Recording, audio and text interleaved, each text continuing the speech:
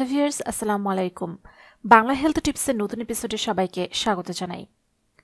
প্রিয় দর্শক শ্রোতা, করোনা ভাইরাসের পর আবার নতুন করে পুরো বিশ্বে উদ্বেগ সৃষ্টি করেছে HMPV ভাইরাস, যা বিশ্ববাসীর জন্য হুমকি স্বরূপ। নতুন এই ভাইরাস করোনার মতো ভয়াবহ না হলেও লক্ষণ করোনারই মতোই।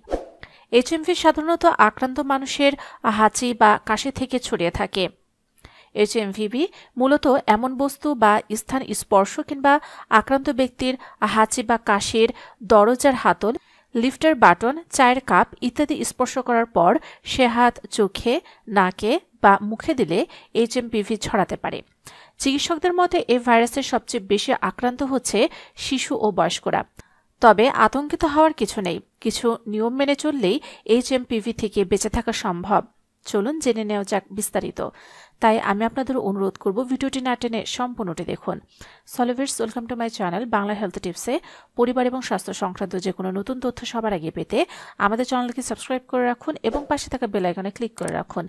এতে করে পরিবার এবং স্বাস্থ্য সংক্রান্ত নতুন নতুন ভিডিও আপনারা পেয়ে যাবেন সবার আগে। হাত পরিষ্কার রাখতে হবে। বাইরে থেকে আসার পর বা কোনো কিছু স্পর্শ করার পর 20 সেকেন্ড ধরে হাত ধুতে হবে। সাবান দিয়ে হাত ভালোমতো পরিষ্কার করতে হবে। হাত ধোয়ার ব্যবস্থা না থাকলে হ্যান্ড স্যানিটাইজার ব্যবহার করতে পারেন। এছাড়া অপরিষ্কার হাত দিয়ে চোখ, নাক এবং মুখ স্পর্শ করা এড়িয়ে চলুন। মাস্ক পরুন। বাইরে বের হলে অবশ্যই মাস্ক পরতে হবে। মাস্ক এমনভাবে পরতে হবে যাতে নাক মুখ ভালো করে ঢাকা থাকে। Respiratory manners. হাঁচি কাশি দেওয়ার সময় নাকে মুখে হাত বা কনুই দিয়ে ঢেকে দিতে হবে। এছাড়াও টিস্যু বা রুমাল ব্যবহার করতে পারেন।